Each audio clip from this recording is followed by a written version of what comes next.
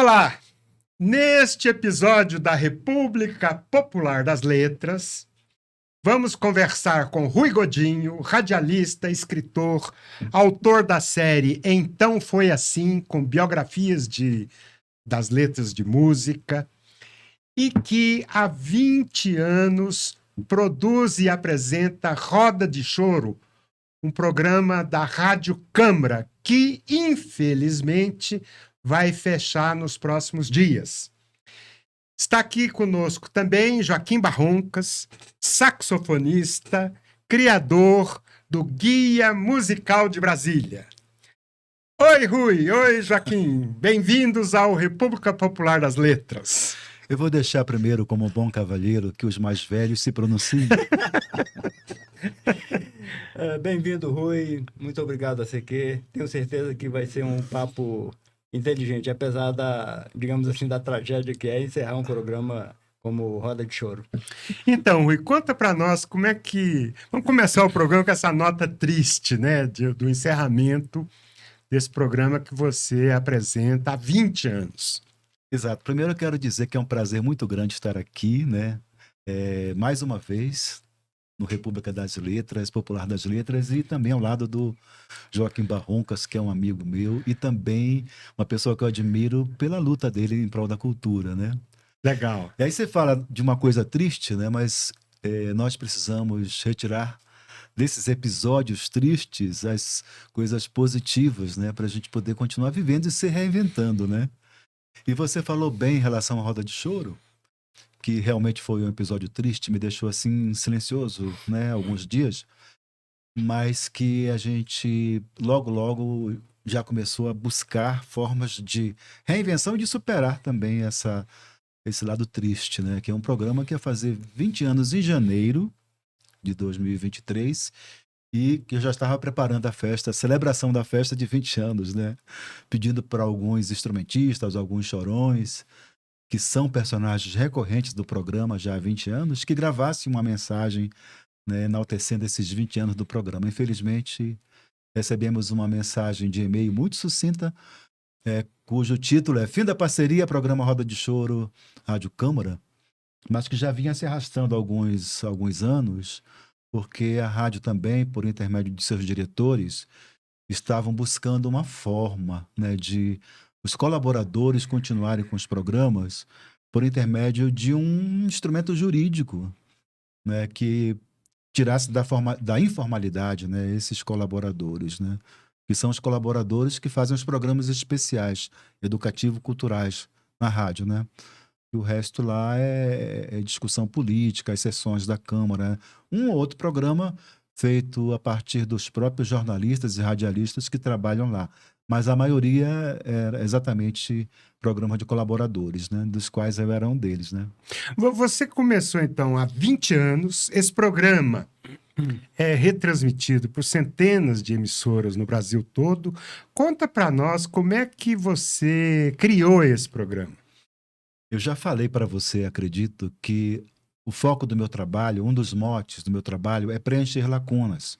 Então eu escrevo uma série de livros, por exemplo, que é dedicado aos compositores, que dá voz aos compositores que muitas vezes nem são anunciados nas rádios quando as músicas tocam, né? E o Roda de Choro é exatamente preencher lacunas no sentido de difundir a música instrumental brasileira, especialmente o choro, que é o nosso gênero mais genuinamente brasileiro, né? Então eu saio sempre trabalhando, né, nessa linha, né? Eu quero preencher lacunas. Eu não quero trabalhar produção cultural trabalhando com Chitãozinho Chororó, até é difícil de dizer o nome. Por quê? Porque eu estou focado em difundir Xangai, em difundir Décio Marques, Elomar, né? Sempre o meu trabalho ruma nesse sentido. E eu estava fazendo, na época, em 2003, 2002, por aí, um trabalho informal de divulgação de músicos independentes. Então eu recebia em casa 10, 12 discos de cada artista e levar na rádio. Eu levava na Verde Oliva, na Rádio Nacional, Rádio Cultura, Rádio Senado e levava na Rádio Câmara também. E chegando lá encontrei o Aldoro Augusto, que na época era o diretor da programação, e ele falou: rapaz, nós estamos precisando aqui de um programa de choro. eu acredito tenha levado um disco de samba, o choro, para ele na ocasião. E ele falou: Você conhece alguém que queira fazer um projeto aqui na rádio? E eu, na mesma hora, quase que eu pulo e eu. Mas eu falei assim: Olha, faz o seguinte, eu vou pensar. Eu vou pensar e eu te Eu vou ver se tem respondo. espaço na minha agenda. Eu te respondo depois, né? Eu saí tão alegre, cara, e eu vou começar agora a pesquisar os fundamentos do choro, a sua história, né? E fazer logo o projeto e levar para ele. Foi o que eu fiz. Me dediquei, passei uns dias pesquisando, fiz um projeto, levei a ele, ele gostou. E aí eu falei: A pessoa sou eu mesmo. Que ótimo. Pô, que legal, vamos lá com o diretor, né? Era Humberto Martins, uma pessoa que depois se transformou num grande amigo, porque não se furtava a elogiar a qualidade do programa, os temas que eu abordava, né? Então virou um grande amigo. Chegou lá e entrou na sala do Humberto, ele estava inclusive numa reunião, sabe? Entramos os dois e aí nós vimos que ele estava em reunião, né? E aí o Eudoro se ressentiu e me convidou: Vamos sair que entramos na hora errada. Depois a gente volta. Aí marcou um outro dia, nós fomos. O Humberto analisou o projeto, viu que era bom e pediu logo uma quantidade X de programas. Ele não queria que eu fizesse um e não tivesse um pronto para a semana seguinte. Aí eu fiz 4 programas, ele percebeu que tinha alguma qualidade, né? E nos colocou no ar. Mas assim, vem lá, traz aqui, entra aí. Seu horário vai ser sábado, meio-dia, um ótimo horário, né? E aí eu me apaixonei pelo gênero, comecei a pesquisar muito, né? Pesquisar instrumentos, né? A história dos instrumentos, personagens, né? O Edu da Gaita, por exemplo, pesquisei e encontrei outros pesquisadores que me ajudaram bastante, né? E comecei a comprar discos, na época eu tinha condição de comprar, e comprava acervos, como eu comprei da Acari Records, né? Comprei acervos, é, e passei a ter uma utilidade, né? No sentido de difundir o choro, né? E estava me dando essa utilidade, estava, quer dizer, preenchendo uma lacuna, né? Foi bom, foi muito bom. Você tem, pelo que eu entendi, um projeto de continuidade em outra emissora. Na verdade, não sei se em outra emissora, porque esses programas eles só cabem em emissoras educativas culturais. Então, é a Rádio Cultura, Rádio Nacional FM, né? Rádio Câmara, Rádio Senado. E Rádio Senado, Rádio Câmara, a própria Rádio Cultura aqui de Brasília estão com as portas fechadas para esse tipo de colaborador, sabe? De projeto, né? A Rádio EBC estava contratando produção de conteúdos, mas entrou na fase bolsonarística, virou a rádio do Bolsonaro, né? E a TV dele também. Então pararam, extinguiram uma série de programas que enfocavam cultura e diversidade, não é? Então a Rádio Cultura mesmo, ela estabeleceu esse termo de colaborador, de voluntariado, né? Mas quando o cara assina para ser um voluntário, ele perde o direito a receber recursos do FAC. Porque se ele é um voluntário que ele faz de graça, como é que ele vai? É uma incongruência. Como é que ele vai, então, pedir recursos do FAC? Ele tem que continuar sem receber nada, porque são recursos para amadores que estão. Essa é a alegação no termo, né? Que coisa. São amadores em busca de um espaço, não sei o quê, e nós lá, Dioclésio Luz, olha só, um amador, né? Imagina que o amador, o cara com 33 anos de programa no ar, tiraram o programa Tiraram Canta recentemente. Nordeste, Canta Nordeste. Tiraram Na Rádio Cultura. violas e violeiros, né? Volmir Batista, um violeiro, também há 30 anos no ar, às 7 da manhã, fora do ar também. Ou então foi assim, 7 anos no ar, foi para fora do ar também. Por quê? Porque nós não aceitamos nos autopunir. Ou seja, se eu assinar o termo de voluntariado, eu fico fora do FAC. E o FAC possibilitou que a gente passasse a receber recursos. Não é um recurso fabuloso, né? É 50 mil para um ano. Agora, recentemente, aumentou para 100 mil para um ano. E você pode, então, rapaz, melhorar a sua internet, você pode... Para fazer a pesquisa, você pode comprar livros, pode comprar discos e também movimentar a economia, porque você contrata um assistente, né? Contrata um técnico de som para gravar o seu programa, né? Então é uma coisa boa para o produtor. Não dá para apresentar o programa numa plataforma como o YouTube, Spotify. Exatamente. Então, a nossa ideia, infelizmente, né? Eu trabalho com dois veículos que são tradicionais e que estão, infelizmente, eh, se defasando. Eu trabalho com livros, por exemplo, a literatura, né? Então, ela está um pouco fora do contexto da tecnologia atual, né? Hoje em dia, mais e-book, tudo mais, as pessoas vão. E o rádio também está, né? É uma mídia tradicional, né? Está nessa onda. Hoje em dia é muito mais popular um podcast, né? Que você tem nas redes sociais. Você não. Antigamente as pessoas faziam um programa, o Cindy Jus, Simpro, faziam um programa e queriam um espaço na TV aberta, né? Aí ia procurar a TV Band, a outras TVs aí, a TV Brasília, um espaço para ter um programa de TV. Hoje em dia faz o seu programa de TV, põe no YouTube, põe no Facebook, e acabou essa dependência de você ir buscar e pagar caro para ter um espaço, né? Então, provavelmente eu vou migrar o Roda de Choro para um podcast, né?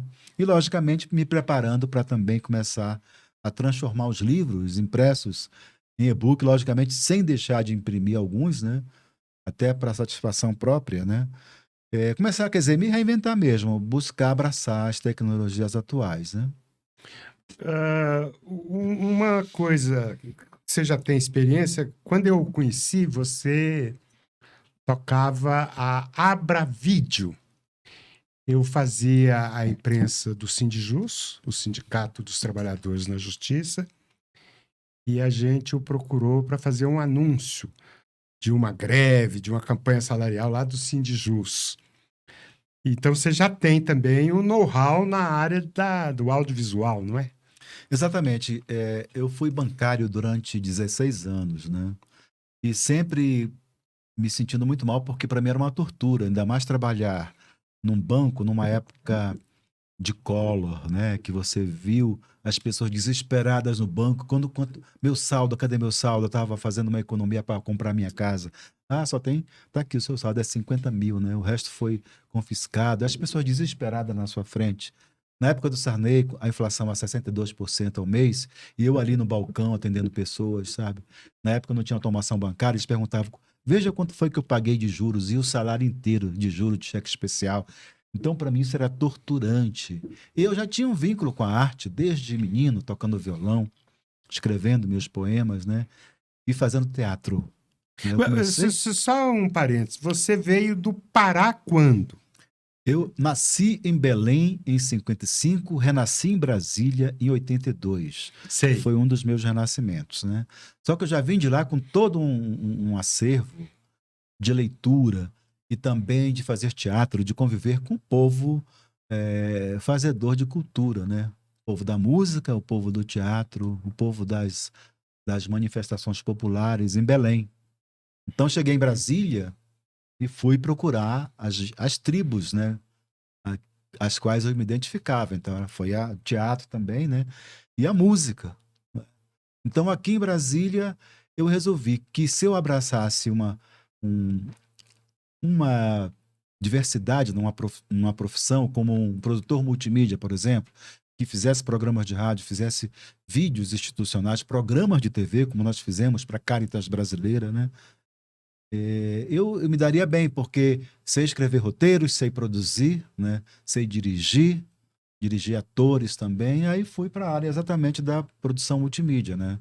Ligada à comunicação. Vocês produziram, na época, um material sobre a Lélia Gonçalves, Sim, que é uma grande liderança negra, não é? exatamente. Eu me lembro dessa. Nós, com uma parceria com a Fundação Banco do Brasil, nós fizemos mais de 120 vídeos sobre tecnologias sociais.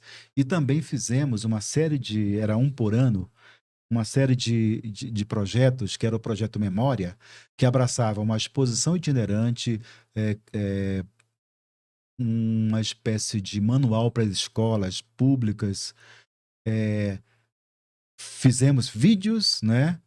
Eram 7 produtos envolvendo um personagem. Fizemos Drummond, fizemos João Cândido, fizemos Rondon, fizemos Lélia Gonzalez, né, que foi a última, foi exatamente na troca exatamente do governo, passou o Temer, né, então a Fundação Banco do Brasil deixou de ser aquela fundação que abraçava a tecnologia social, que abraçava esse tipo de projeto Memória, né? Então, passou a ser uma outra coisa, que eu não sei nem o que significa hoje, né? Sei. Mas, e nós, na época, nós éramos parceiros e fazíamos Isso aí. esse trabalho. Joaquim, o Sim. Joaquim, que é o criador do Guia Musical de Brasília, um dos primeiros personagens que nós entrevistamos para o Guia Musical de Brasília foi o Rui, né? Exatamente. Está aqui a primeira edição, que consta aqui na capa, onde esse músico maravilhoso aqui está aqui, consta na capa, né? Então foi o Rui Godinho. Exatamente isso. Rui Godinho, você vem do Pará, do norte, e você do Pará, eu da Amazônia. E uma das rádios muito ouvida é a Rádio Nacional Amazônia. E continua sendo hoje. Então eu te pergunto, e esse esforço todo para fazer um programa de música, especialmente de choro, como a Câmara dos Deputados, existe audiência para as rádios ainda? Existe, sim. Inclusive, tem pesquisas e pesquisas que mostram que as rádios, em alguns rincões, ainda é o principal meio de comunicação, né? Eu gosto muito de ouvir rádio.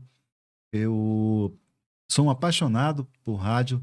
Eu criei uma campanha Rádio a Sua Melhor Companhia, dentro da Rádio Câmara, e fizemos mais de 200 spots de artistas brasileiros, né, homens e mulheres, enaltecendo o rádio, falando da importância do rádio na sua vida, né? E tem depoimentos, assim, fantásticos. Eu vou dar um, então. Uma coisa que eu acho muito engraçada hoje são os pais reclamarem que os filhos ficam pendurados na internet durante 5, 6, 7, 8 horas. E aí eu me lembro de que eu mesmo, na minha adolescência e tal, eu ficava pendurado no rádio entre 5 e 8 horas.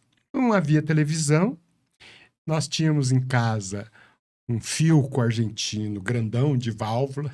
De vez em quando queimava a válvula, a gente tinha que trocar. E eu ficava pendurado ouvindo rádio. Não só o rádio era o nosso relógio, era o nosso educador musical.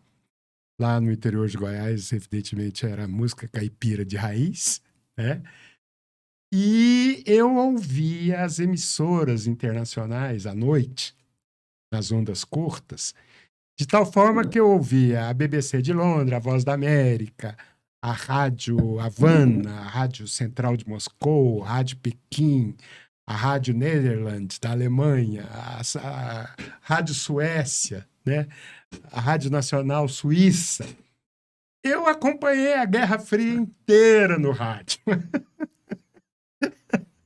De maneira que o rádio realmente é um instrumento assim absolutamente essencial, porque através dessas ondas você fica ligado no mundo todo. Hoje, evidentemente, as rádios migraram para a internet, não é? Tem muitas emissoras de rádio na internet. É interessante isso. Eu estive no Amapá, né, durante alguns meses, trabalhando pesquisa para escrever o Então Foi Assim, Compositores Amapaenses, e lá foi a primeira experiência que eu tive com a rádio transmitida pela web e, ao mesmo tempo, pelas ondas, né? E o tempo todo uma câmera em cima, o pessoal, quer dizer, logicamente cresce a equipe, né? Não é mais só operador de áudio, mas tem também o de vídeo, botando, sabe, para as redes sociais, né? E a coisa, assim, numa dinâmica muito legal, porque chegavam perguntas e comentários, né, do povo que estava assistindo também nas redes sociais, né? Muito interessante, eu gostei bastante. Olha que coisa interessante. A Abra Vídeo hoje está meio de lado, não é? A Bravide, a partir de 2017, ela recuou, né, um pouco, porque nós somos identificados com as esquerdas e nós não teríamos, logicamente, foi uma decisão estratégica de dar uma segurada nela, porque a gente ia perder parceiros, né? Parcerias, né? Sei. Então, nós recuamos porque a tecnologia também substituiu as câmeras todas que a gente estava comprando na época, Full HD, e estava sendo substituído. Os celulares agora fazem vídeo, aí a gente chegava, olha, eu quero fazer um vídeo assim, assim, a gente apresentava uma proposta, né? Ah, mas não, esse orçamento está muito alto, né? De cara, é porque para fazer um vídeo você envolve 20 pessoas, no mínimo, falava. Olha, eu estou aqui com um atendimento, né? Eu vou chegar na Abravídeo e vou entregar na mão de um produtor. Ele vai cuidar disso. Ele vai chamar um roteirista, vai chamar um diretor, vai chamar os personagens que você precisa, o apresentador, aquela voz que você quer, um videografismo, né? Isso tudo são pessoas distintas que fazem, não é o mesmo que faz, né? Para você ter um vídeo profissional. Aí depois chama o editor também, né? Aí você quer o cara muito bem vestido, ele tem que ter um figurino, e a maquiagem eu também chamo um maquiador para gravar, né? Aí eu monto o vídeo para você e fica lindo, você vai ver, mas ele tem um custo, né? Agora fazer vídeo com celular, como as pessoas estão fazendo, até com máquinas fotográficas, né? Que são o custo mais em conta, né? Porque você comprava uma câmera antigamente por R$ 78.000, uma câmera Betacam, por exemplo, né? Profissional, com 4 entradas de áudio, né, com não sei quantos CCDs, e você... Aí tem que ter um tripé, porque ela pesa, né? Um tripé hidráulico, tudo isso tem custos, né? Você pega o microfone, você põe um dinâmico, põe um de lapela, se um canal não funcionar, o outro tá garantindo aqui o seu áudio. Tudo isso tem custo, né? E aí a gente concorrer com a tecnologia chegando, né? Com 4K, gravando em máquina fotográfica leve, né? E também gravando em celular, a gente diz, não, vamos recuar e ver a hora certa de voltar, porque ficou difícil, né, você trabalhar, né, com temas de esquerda, trabalhar com as minorias, com a diversidade, ficou difícil, né? Eu queria te perguntar o seguinte: o seu livro retrata você o biógrafo das canções, como você gosta de dizer, e eu acho isso mesmo, e está inserido nesse setor exatamente que é a economia da cultura. E nós vimos que logo após a pandemia, a economia da cultura voltou a crescer. Essas dificuldades todas que nós enfrentamos e o mundo de gente desse setor da economia, especialmente da música, que é o nosso caso, que ficou desempregado, por que a economia da cultura é tão afetada num momento como esse? Incrível, né? Você vê o contraditório, né? Na época da pandemia, o principal aliado da humanidade foi a arte, as artes de uma forma geral.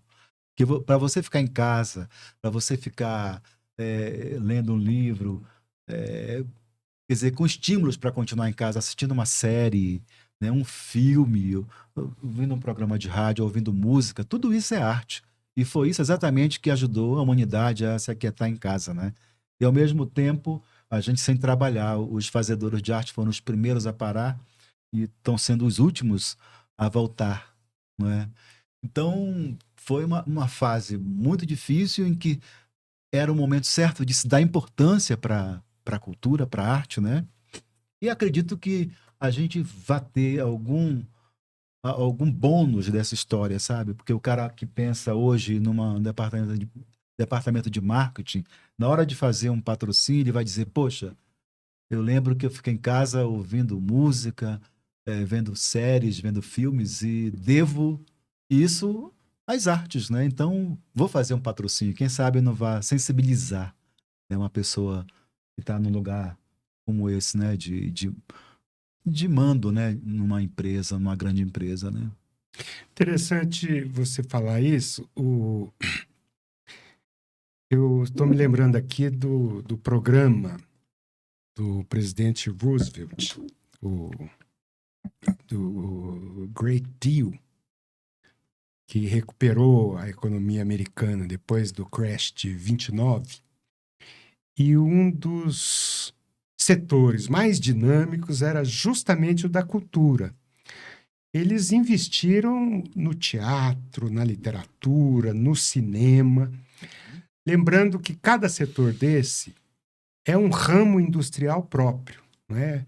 Às vezes a pessoa fala do cinema como arte sem se lembrar que começa pelo roteiro, um escritor, às vezes é um livro que é transposto por roteiro, e depois, para que ele vá até a tela, passa pelo eletricista, pelo carpinteiro, pelo pintor, pelo carinha que serve o lanche, não é? Sim. É uma cadeia impressionante, que é uma cadeia industrial, realmente, não é? O mesmo ocorre no teatro, em menor escala na literatura, que envolve, evidentemente, além do escritor, envolve os gráficos, envolve os fabricantes de tinta, envolve os publicitários, envolve os livreiros. Então, é muito provável que, com a retomada da economia no Brasil, com a pacificação do país a partir de 1900 do ano que vem, 23, é muito provável que essa indústria da cultura retome o seu dinamismo, né? A cadeia produtiva é imensa na música, no teatro, no cinema, né? Então, você vê a geração de riquezas a partir disso. Você falou agora da política de Roosevelt, né? Transformou o cinema americano no cinema mais importante do mundo, do planeta, que gera muita grana, muitos dólares, né? A música brasileira também tem uma representatividade, ela gera recursos para o nosso país. A bossa nova, o tropicalismo, né? O próprio choro, que hoje tem adeptos no mundo todo. Antigamente a gente falava assim, olha, os japoneses estão tocando choro, né? Mas é engraçado, eles não têm aquela malemolência, aquele sotaque. Hoje, meu velho, qualquer um que toque, em Israel, no Japão, nos Estados Unidos, estão tocando igualzinho a gente. Eles já aprenderam essa malemolência da síncopa, né? Que dá essa malemolência, essa quebrada, né? Então, aqui no país, nós precisamos agora tentar difundir agora com o novo governo, nós já estamos trabalhando nisso, né? Que existe a prerrogativa da pessoa física que paga imposto de renda de investir em projetos culturais. Por exemplo, o cara frequenta o Clube do Choro ali o ano inteiro. Essa semana agora, Yamandu, parece, Yamandu Costa. tocou na semana passada o Quinteto Violado. Aí quer dizer, você vai ver os nomes que estão se apresentando no Clube do Choro, e o Clube do Choro ele se mantém por intermédio de projetos aprovados pela Lei Federal de Incentivo à Cultura, a tal Lei Rouanet, que foi marginalizada, né, desde o governo Temer, né? E a gente, então, prefere não usar esse apelido, né, Lei Rouanet, usa a Lei Federal de Incentivo à Cultura. Então, se você frequenta lá, cara, você é classe média alta, você frequenta o Clube do Choro, se delicia, lava sua alma ali, né, emocionalmente, por que você não pega 6% do seu imposto devido e investe naquele projeto ali? Então, nós temos um desafio agora, né? No ano passado, nós lançamos a Valeu. Valeu é uma plataforma de captação de recursos focada no recurso de pessoas físicas, né? Então, perdemos a oportunidade grandiosa de, com o Gilberto Gil, que foi o nosso principal, mais importante ministro de cultura do país, de fazer uma campanha de sensibilização das pessoas físicas para investir em cultura, como acontece em alguns países europeus e também nos Estados Unidos, né? Então, espero agora que esse novo ministro ou nova ministra que vai assumir, que abrace essa ideia, porque é um manancial que eu chamo de aquífero Guarani, você não vê, é uma coisa subutilizada, né? Então precisamos de instrumentos, né, para prospectar essa água, esse recurso, né? Tem aí a Valeu e tem outras plataformas também que trabalham com isso, para a gente ver se consegue estimular as pessoas, né, os brasileiros que pagam imposto, a investir nos projetos que ele mesmo aprecia, sabe? Então, antes de prosseguir, eu queria só fazer um parênteses, dizendo que, do meu ponto de vista, nós devíamos recuperar o nome da Lei Rouanet. Porque o Sérgio Rouanet, é uma figura maravilhosa, defensor do iluminismo. E o iluminismo, como o nome indica, é quem ilumina a cultura, quem ilumina a educação, quem ilumina o conhecimento contra a caça às bruxas, não é? As trevas, né? Contra as trevas, contra o obscurantismo. Então, Rouanet significa, nesse caso, luz, luz do iluminismo. Viva Rouanet. Nós não podemos nos render nesse caso. Vamos recuperar, que nem recuperamos a bandeira E brasileira. nem recuperamos a bandeira O brasileira. verde e amarelo. Exatamente. Ô Rui, vamos partir agora para o Então Foi Assim. O Então Foi Assim já tem 4 volumes. Pelo que você anuncia, já está preparando o 5º e o 6º e o 7º, os nordestinos, os mineiros, os amapaenses, não é isso? E a sua iniciativa é muito interessante. O Então Foi Assim, porque, como o Joaquim já falou, você é considerado o biógrafo das canções. Você escolhe alguns dos hits mais importantes da música popular brasileira e conta os bastidores, conta a origem, a gênese, como é que o compositor compôs aquela música, não é? E aí, evidentemente, fala de como é que isso se casa com a melodia propriamente dita, os arranjos. Como é que surgiu esse projeto do Então Foi Assim? Pois é, eu falei agora de preencher lacunas, né? Eu estava tomando banho de piscina com os irmãos, na casa do meu irmão, e aí falaram assim, você sabia que o inventor desse espaguete, sei lá, o macarrão que eles chamam, né? Aquele flutuador de piscina, compridinho, né? Sim. O cara que inventou isso, ele tá riquíssimo, milionário, porque cada empresa que fabrica tem que pagar os royalties para ele, né? Aí eu falei, puxa vida, era isso que eu queria para minha vida. Eu queria inventar uma coisa que fosse uma coisa original, que fosse uma coisa minha, né? Embora esse livro, né, já tenha outros similares, tem a História da Canção, Portar da Canção, né? A editora Leia lançou uma série de livros, né, com Tom Jobim, Vinícius de Moraes, Chico Buarque, né? Inclusive eu lendo esses livros, eu estava lá olhando e falei, parece coisa minha, escrita minha, né? Aí eu fui lá ver a bibliografia, estava lá. Então foi assim, volume 1, volume 2. Eu estava servindo de inspiração, né? Já de Fonte, né? Então nós tínhamos um programa, eu e a Adriane Lorenzon, que é uma grande parceira, uma pessoa linda, que mora hoje no Sul, na Rádio Cultura FM, um programa chamado Estação Brasil. Era um programa para lançamento de discos independentes e uma série de... Quer dizer, a gente dividiu o programa em diversos blocos, né? Porque era um programa de 2 horas, numa segunda-feira, de 10 à meia-noite. E um dos blocos era a origem da canção. Logicamente que não virou o nome do livro, né? Porque eu demorei a encontrar esse nome, viu? Eu encontrei exatamente porque conversava com o Deraldo Goulart, da Rádio Senado, conversava com o Bido da Rádio Senado, conversava com alguns artistas que iam me visitar, e eles liam as histórias iniciais que eu fazia, aí perguntaram, mas então foi assim? Puxa, que legal! Era recorrente esse Então Foi Assim. E eu, no início, eu não tinha pegado, sabe, a dica do título do livro, né? A origem de canções, as histórias das canções. Como é que vai ser o nome desse livro, né? Então, nós tínhamos esse programa com esse bloco dedicado a que os compositores contassem a gênese das canções, e eu logo percebi que a gente teria um acervo em 10 anos poderoso, maravilhoso, talvez seja o acervo mais importante da minha vida, né? Além dos filhos, né? Aí comecei a pesquisar.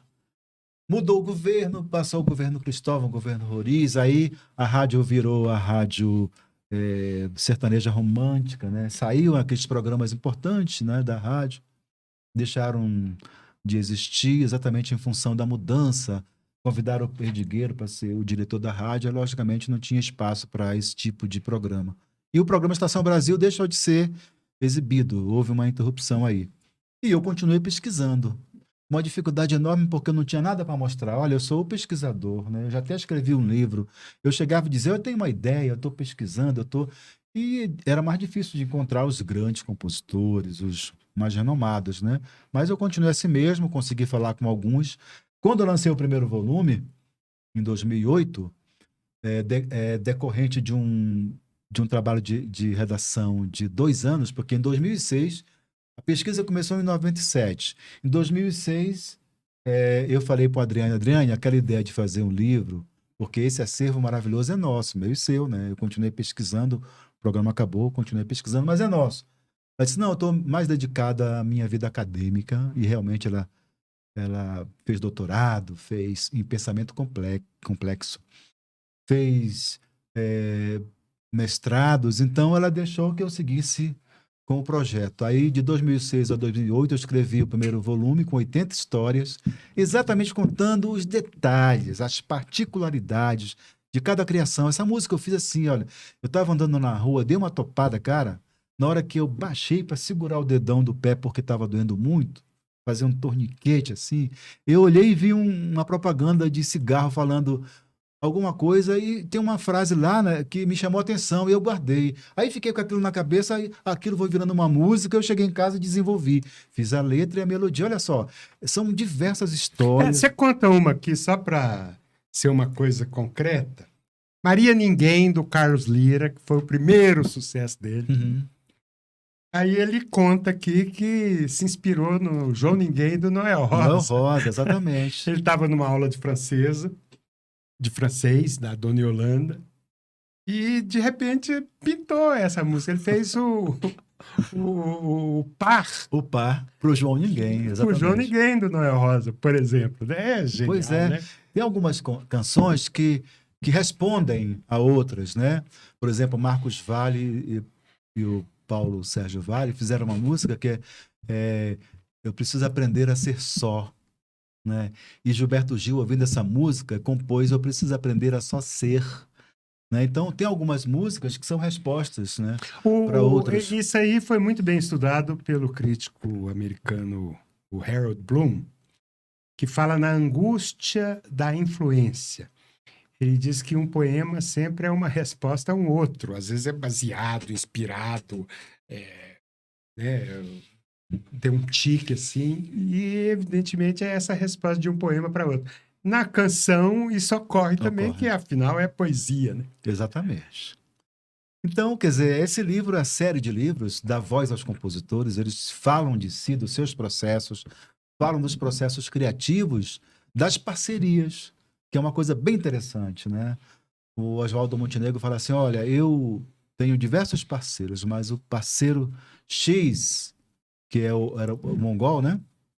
Que era o parceiro, assim, mais completo no sentido da falta de pudor em estarem juntos compondo. Ele falou, cara, nada a ver, não cabe, não, isso aqui, não, sabe? Um pro outro, sem que o outro se sinta ofendido porque já se apropriou daquele pedacinho de letra. Fala, não, mas, né? Porque acontece isso, né?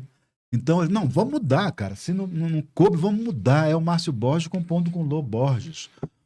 Quando o Lô começou a compor as melodias dele, aceitava as letras de Ronaldo Bastos, do próprio irmão, eram meninos de 17, 16 anos, e eles falavam assim, o Fernando Brant fazia uma letra, sabe assim, e o Lô falava, eu não entendi nada, eu gravei lá, eu gravei, as músicas fizeram sucesso, mas eu não entendia nada. O próprio Toninho Horta falava, ele falava de coisas assim que eu não entendia, não, Fernando, falando de coisas políticas, né?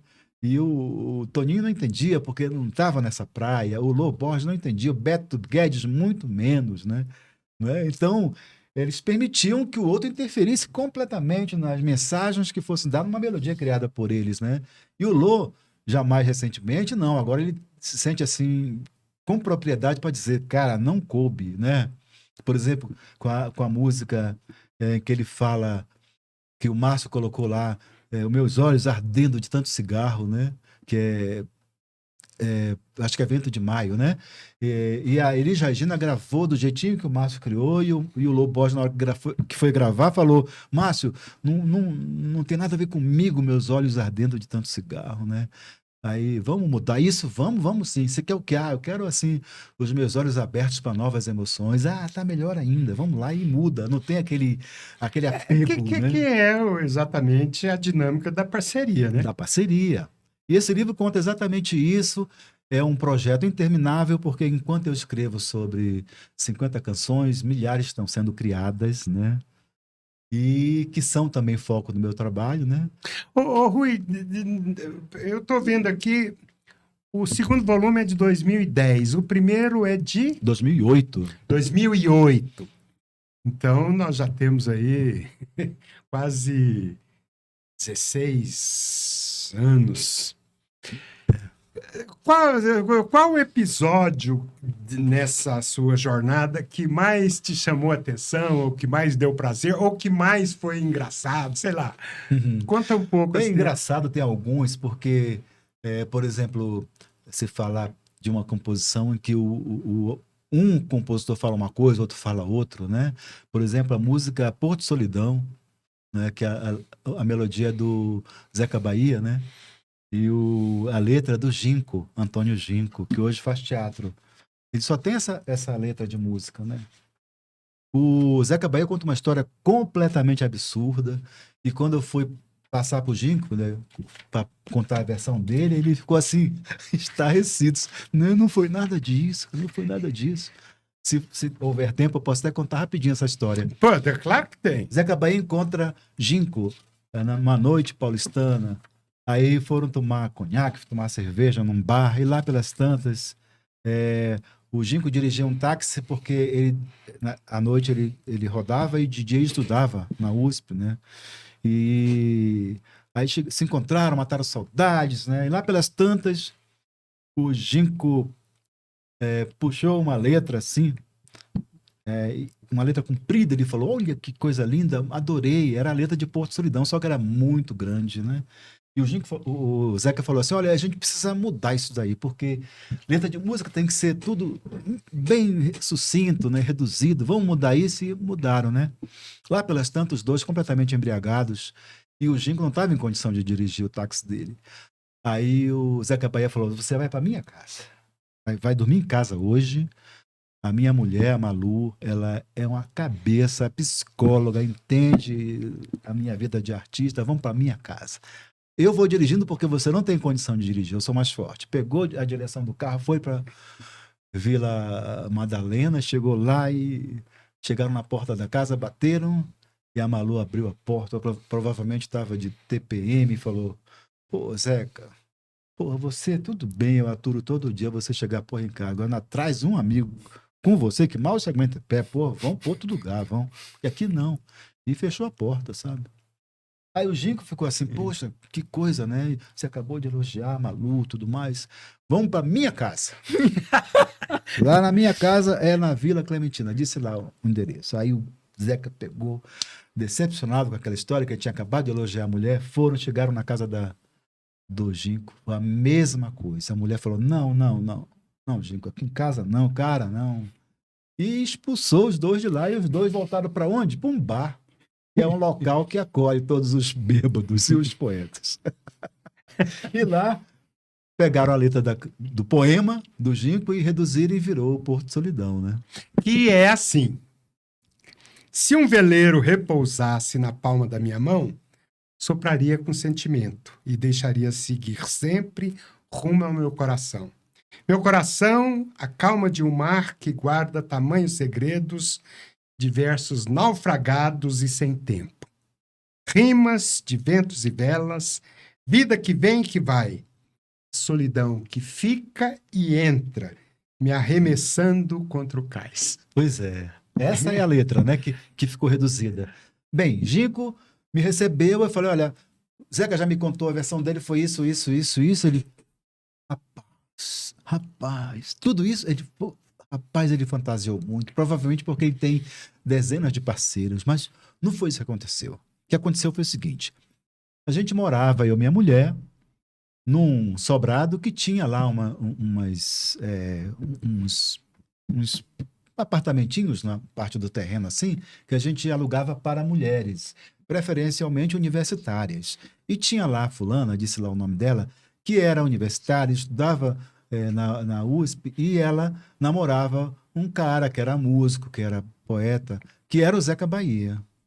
Era a época da ditadura, eu ficava até altas horas escrevendo na mesa da cozinha, porque a gente na época não podia reunir, não podia, era tudo proibido. Então eu ficava ali delirando meus poemas, meus escritos, né? E numa ocasião qualquer, eu escrevi esse poema aí e deixei em cima da mesa da cozinha. embora eles morassem fora da casa, esses hóspedes, o café da manhã era na minha casa. Eles vinham para minha casa e tinha lá o café da manhã, eles tomavam o café da manhã e iam para suas atividades. E uma certa manhã, eu estava dormindo e eu escutei o Zeca Bahia, pegou a minha letra, se apropriou e começou a cantar em cima, que era exatamente a melodia de Porto Solidão. Agora, eu tive que alterar alguma coisa? Eu tive, porque quando eu faço um poema, eu estou despreocupado com prosódia, essas coisas, né? Mas o Zeca foi e encaixou tudo, foi assim que nasceu. Então, ele pegou, se apropriou de uma letra minha, porque ele encontrou na mesa da cozinha do café da manhã, né? Então, são histórias assim que você, sabe, são... Irmãos Coragem também tem uma história assim, né? Que o Nonato Buzar falava uma coisa, o Paulinho, esqueci o sobrenome agora, falava outra coisa também, né? Então, histórias muito interessantes, né? Provavelmente o nome do ginkgo deve ser baseado naquela raiz miraculosa. O nome dele é Antônio Ginco, o nome artístico, né? Ô, Rui, com base nas suas pesquisas dos mineiros, Clube da Esquina e tal, você acabou montando um show com Márcia Tawil, que você apelidou de A Voz do Afeto. E esse show já foi apresentado uma vez lá no Feitiço das Artes e no próximo dia 8 de dezembro volta lá, não é? Conta um pouco sobre esse show. Os shows que eu faço, desde o lançamento do primeiro livro, eu uso um pouco do meu talento como ator para dramatizar as histórias e contar as histórias das canções. E logo na sequência, um artista, um solista, né, uma banda acompanhando, faz a ilustração musical, né? E é uma história bem interessante essa do show Mineiros, porque eu estava na minha casa, recolhido, 3 anos sem fazer nada na área artística, né? Exatamente por conta de termos sido achatados no governo Bolsonaro, né? Aí veio a pandemia, também ajudou. E eu ganhei um filho, que tem 1 ano hoje, e passei a cuidar tanto da gravidez de alto risco da minha companheira, como do bebezinho, né? Porque eu trabalhando em casa, eu tinha mais condição de ficar dando assistência, né? Para ela que estuda, faz enfermagem na UNB da Ceilândia. E eu fiquei muito desfocado em relação à questão artística. E recebo a Márcia Tawil com o esposo e as filhas em casa. Comemos lá um churrasco. A propósito, ainda no governo Bolsonaro, mas comemos picanha. Você vê como são as contradições. Aí, logicamente, pagando muito mais. Aí a Márcia começou a me provocar. Por que você não volta? Vamos fazer um show e tudo mais. Eu precisava de segurança. Eu precisava de ter aquela pessoa que segura a rede enquanto você está no trapézio lá em cima, fazendo as suas estripulias, né? E a Márcia, não, vamos lá, a gente faz junto, nós dois, tá? É uma coisa assim bem legal, bem, sabe? E começou a me provocar e eu aceitei a provocação dela e foi um dos meus renascimentos, né? Esse renascimento artístico no palco, né? No dia 14 de outubro, com a Márcia Tawil, o violão de Cairo Vitor, eu contando as histórias e a Márcia chegando e interpretando com aquela voz linda dela, que é uma voz que cura, por isso eu chamo a voz de afeto, né? Aí que eu me entusiasmei e voltei a me sentir artista, que é uma coisa importante, né? Isso, né? Você se sentir, né? É o pertencimento. Eu sou artista, pertenço a essa categoria e tenho que fazer a minha parte, né? E foi muito bem recebido esse show, né? Muita gente foi e suscitou um convite do Joel e do Gerson para fazermos um Mineiros 2, né, com um repertório novo, né, no dia 8 de dezembro, e que nós estamos já nos preparando para isso, né? No primeiro show, você confessou que, num determinado momento, não sei se de arroubo, que você gostaria de ser mineiro, que você gosta muito da música mineira. Exatamente. A música paraense é uma música que tem uma importância muito grande na minha vida também, né? Eu, ouvindo rádio também, escutei muito os merengues da República Dominicana, que influenciaram o carimbó. Então, tem um vínculo muito forte com as minhas raízes, né? Mas a música que me chama atenção, assim, fortemente, que me toca, que me sensibiliza, né? É a música mineira, exatamente do Clube da Esquina. Porque foi a música que enriqueceu profundamente as harmonias, que eu acho fundamental, né? Numa música, numa canção, num arranjo, as harmonias e também as letras, né? As letras são letras profundas, letras... Você vê, por exemplo, uma letra de Ronaldo Bastos, né? Abelha fazendo mel, vale o tempo que não voou. Terra, és o mais bonito dos planetas, estão te maltratando por dinheiro, sabe? Tu que és a nave, nossa irmã, olha só que coisa linda, né? Então isso tudo me chama atenção e me leva profundamente, assim, a, a um amor, a um reconhecimento pela música mineira. Por isso que eu falo que se eu não fosse paraense, eu gostaria de ter nascido mineiro, né? Ah, é? O Milton acabou de fazer agora 80 anos e se despede dos palcos. O Milton seria o principal representante ali da música mineira para você ou você se fixa em outros? Não. Na verdade, você vê, um dos melodistas assim maravilhosos, fundamentais, e também é o rei da harmonia daquele movimento lá, o Toninho Horta. Toninho Horta. Toninho Horta, ele faz as músicas dele são lindíssimas, as melodias são lindíssimas, né? E recebem letras de Fernando Brant e outros parceiros que ele tem, né? Mas é uma diversidade. O Milton, ele foi o grande catalisador, assim, da difusão, da expansão, da exposição do que acontecia ali em Minas, né? Porque foi a partir do sucesso dele nos festivais, né, que o resto veio atrás né, E apareceu. e apareceu. Sei. Muito bem, muito bem. Então você está preparado, pelo que eu vejo, todo renascido, reaparecido e pronto para enfrentar os próximos anos aí, que parecem serão anos de esperança, né? E de reconstrução, né? E de reconstrução do país, né?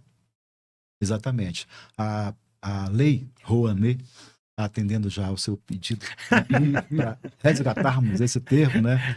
Ela já teve uma promessa do Lula de reconstruí-la, porque ela foi toda recortada para inviabilizar. A primeira reconstrução é do próprio ministério, né? Exatamente. Né? Vamos recriar o ministério e, a partir disso, revogar atos maldosos, assim, próprios para se impedir, para se cercear o acesso. Então, criou-se um labirinto para inviabilizar. Chegar um momento que você vai dizer, bem, não vou escrever meu projeto na lei, como é que eu vou chamar um artista, um solista, que só pode ganhar até R$4.000? Aí você chama um Chico Ceda, um Zé Cabaleiro, uma Mônica Salmazo, não pode ganhar um valor justo, tem que ganhar até R$4.000. Olha, e enquanto que o músico acompanhante, o guitarrista, o contrabaixista, pode ganhar até R$4.500. Quer dizer, ele ganha até mais do que um solista. Exatamente para impedir que projetos beneficiem artistas como esses artistas identificados com as esquerdas, que não são os sertanejos, né? E que, quer dizer, era para dizer, olha, aqui não tem para vocês, acabou a tal da mamata, né, que eles falam, né? Então, nós precisamos retirar esses obstáculos todos, deixar a lei bem clarinha, bem limpinha, né? E reconstruirmos muita coisa aqui. O Juca Ferreira, certa vez eu o entrevistei, e ele já tinha uma preocupação muito grande de ampliar a Lei Rouanet, porque, de qualquer forma, a Lei Rouanet beneficiava, sim, o centro, o sul, né? O sul-sudeste. E o Juca está aí no Comissão da Transição, ele já tinha uma preocupação muito grande de ampliar os benefícios da lei para o território nacional, né? Porque se há uma coisa que o Brasil é rica é essa variedade de gênero musical, né? Então, eu também tenho uma expectativa muito grande de que essa lei vai ser readaptada a essa nova conjuntura de reconstrução do país, né? Aconteceram distorções. Você falou que os recursos iam mais para o Sudeste, né? Não, nem para o Sul, porque você pega o Sul, pega Centro-Oeste, pega o Norte, o Nordeste, o percentual de aplicação do recurso é muito baixo, embora existam centenas de projetos, milhares de projetos aprovados para o Nordeste, para o Norte, só que eles não conseguem captar por falta de uma estrutura profissionalizada de captadores de recursos, como existe em São Paulo, no Rio de Janeiro, né? Então, por isso que os recursos, eles vão muito mais para a região Sudeste em função da profissionalização e também em função das grandes matrizes de indústrias e até de bancos, né, serem naquela região, né? Então, por exemplo, no Norte, os caras escrevem projetos para lei e não têm acesso a recursos por falta de profissionalismo na captação e também por falta daquelas grandes indústrias que têm essa sensibilidade de pegar o seu recurso e investir, né? Investir. Outra distorção é o seguinte: Banco Bradesco, por exemplo, que paga uma fortuna de imposto de renda, em quem é que ele investe? Ele investe em Circo de Soleil. Por quê? Porque aí ele tem uma projeção enorme, né? Tá lá o Circo de Soleil e tá lá a logomarca do Bradesco, associando a sua marca a uma poderosa marca internacional. Aí você vai investir no boi bumbá do seu Teodoro? Vai investir?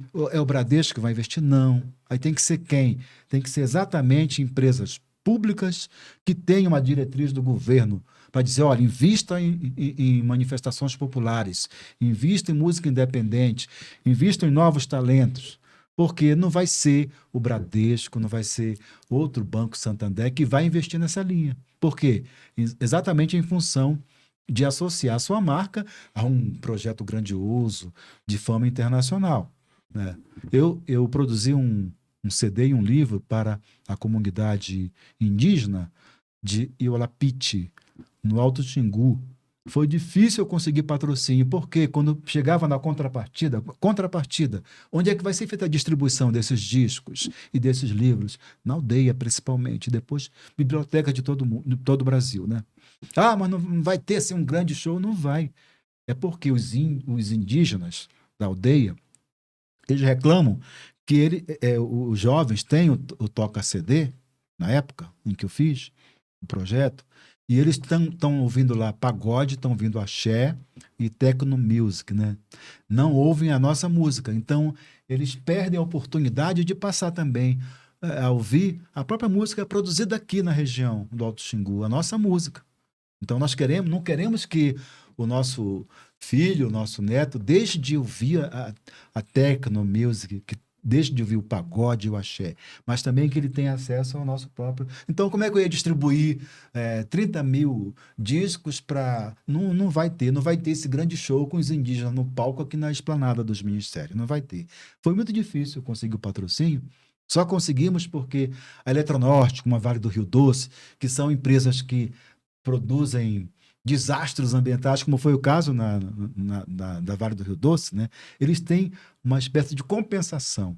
Aí, como eles têm projetos Mato Grosso, Eletronorte, no Pará, eles resolveram, então, investir uma importância que permitiu que nós produzíssemos o projeto. Mas dentro dessa filosofia de contrapartida em função das destruições que eles provocam, né, dos alagamentos em função das hidrelétricas e tudo, né? Sei, uma verba de compensação. Compensação, exatamente. Joaquim! Olha, estamos chegando já ao final, não sei, mas eu queria dizer que realmente foi muito educativo esse papo com o Rui Godinho. Foi uma satisfação muito grande ele ter participado dessa primeira edição. É um produtor musical também, é um radialista e uma pessoa importante para a cultura. É poeta, né? Você vai lançar um livro de poemas? Engraçado, eu nunca participei de um evento de poetas. Vá lá e fale os seus poemas, né? E porque eu também não me considero um poeta, não é? Eu cometo, como o pessoal fala aí, né? Eu cometo alguns poemas, né? Em função de coisas, assim, eu diria, muito autobiográficas, né? Para meu filho Joaquim agora, estou escrevendo bastante. Meu xará. Né? Meu xará, né? Estou escrevendo bastante sobre ele, né? E também tenho algumas tiradas em função política, né? Em função das questões sociais também, mas não tem assim uma produção, né, regular que possa me auto-intitular um poeta, sabe? Eu sempre fico assim, vai ter um evento de poesia, eu vou muito mais para curtir, para assistir, né? Mas não para correr o risco de... Sim, já que eu acabei Sem fazendo problema. parede. Eu só queria mostrar aqui as capas das últimas edições do Guia Musical, com o professor Manuel Carvalho, que é produtor e dirigente da Brapa, completou 40 anos, a Rosa Passos. Temos aqui o nosso Ney Rosauro, e a capa aqui, da onde está constando o nosso... que eu estava tentando... O Pedro Martins, que está na capa. Que Esse hoje foi é o um primeiro, músico, né? o primeiro, que hoje é famoso mundialmente, né? Eu até me passou aqui, não sei se há tempo, porque tem uma história num dos livros que eu li seus, que é do Chico César, que é muito interessante, sobre as Casas Bahias, que vai estar no final da festa aqui, né? Na posse do Lula. Muito interessante. Essa história é Mama África, né? Mama África. Ele foi pegar a irmã na rodoviária porque era assim, né? Ela, olha, eu vou tal dia, tá, e tudo mais. Aí sai do João Pessoa, ou do Catolé do Rocha, lá onde a família dele mora, e vem até São Paulo, e ele morava em São Paulo, chegou a morar, inclusive, com o Zé Cabaleiro, né? Uma fase difícil, porque estava se lançando, quer dizer, tentando uma projeção, né? Porque é aquela coisa, né? O Lenine, quando alcançou projeção nacional, teve uma repórter desavisada que falou, poxa, e aí, Lenine, de repente, o sucesso... Ele falou, de repente, 30 anos de carreira, estou conseguindo agora e você fala que é de repente. Então o Chico estava nessa luta com o Zé Cabaleiro também, né? E ele foi pegar, ele resolveu nem dormir, né? Avançou um pouco na madrugada, porque a irmã ia chegar de madrugada, ele disse, não, então eu vou caminhando, e passou então, próximo das casas de Bahia, o povo chegando para o trabalho, né? E ele começou então a compor, a ter o mote da canção da Mama África, né? Olha E que coisa interessante. caminhando e passando para pegar a irmã na rodoviária, né? Aí quando voltou, pegou um táxi e ela falava assim, olha, sabe quem morreu? Olha, o cachorro do vizinho mordeu o outro. Olha, sabe não sei quem casou. Queria contar todas as novidades da terra lá, né? E ele falava, calma, depois tu me conta, que ele estava tentando não Focar. esquecer do que ele estava criando, né? Calma, depois tu conta tudo. É que agora eu tô focado numa coisa que eu tô criando aqui. E criou o Mama África, né? Então, Rui Joaquim, eu acho que podemos terminar esse episódio da República Popular das Letras. Só uma perguntinha. Para quem quer adquirir o guia musical, como é que faz? Aonde é distribuído? O Guia Musical de Brasília é distribuído nos bares e restaurantes, no Clube do Choro, nas escolas de música, nos locais onde acontece música em Brasília. E queria adicionar, que é uma coisa que eu não falei, que o Antônio Carlos Queiroz, o ACQ, é o nosso editor. E escreve muito bem as boas histórias que nós contamos aqui no Guia Musical de Brasília. Pode fazer merchan, sim, pode? Não, porque o Pode. livro, então, foi Claro, assim? por favor. A série de livros, então, foi assim? Volumes 1, 2, 3 e 4. Nós temos um site próprio, então foi assim.com.br. Logicamente sem o tio, né? E sem a interrogação. Então foi assim.com.br. Estão lá disponíveis para quem quiser conhecer histórias dos bastidores da criação musical brasileira. Legal. E então, foi assim. Para fechar, o pessoal estava perguntando aqui nos comentários Sim. esse boné que você vem usando. O que quer dizer? Eu acho que poderia ser uma provocação minha, né? Pode ser. Pode ser, né? Então, Pois é, então quem quiser adquirir os livros, está aí à disposição, né? São bem interessantes, histórias surpreendentes, emocionantes, comoventes, né? Eu estava olhando seu boné, desculpa eu mudar de assunto, eu achei tão bonito esse CPX, o que significa isso aí? então, esse boné ficou muito famoso quando o Lula fez o comício no Complexo do Alemão, que é um complexo de favelas no Rio de Janeiro, muito famoso, etc., são várias comunidades da periferia do Rio de Janeiro, onde mora o povo pobre e, no entanto, o povo extremamente aguerrido, povo de luta, organizado, não é? E os adversários, os inimigos, viram que o Lula estava ao lado de pessoas com esse chapéu, com esse boné CPX, e insinuaram que isso seria uma sigla dos bandidos, como se favela fosse habitada por bandidos e não por trabalhadores, em geral pretos. Então, isso ficou famoso no Brasil todo, a comunidade começou a produzir esses bonés no país inteiro, CPX, que significa apenas complexo. Eu, no entanto, preferi ir um pouco além e resolvi traduzir CPX dizendo que talvez fosse o resumo do programa do novo governo. Qual que é esse resumo? O C de cerveja, o P de picanha e o X, deixa eu falar baixinho porque tem crianças aqui, xereca. Cerveja, picanha e xereca. Não é um programa de governo legal? Com certeza. Muito amor. Muito amor. Claro que pode ter variações aqui, não é? Dependendo do gosto. Mas, enfim, esse é o programa básico, mínimo.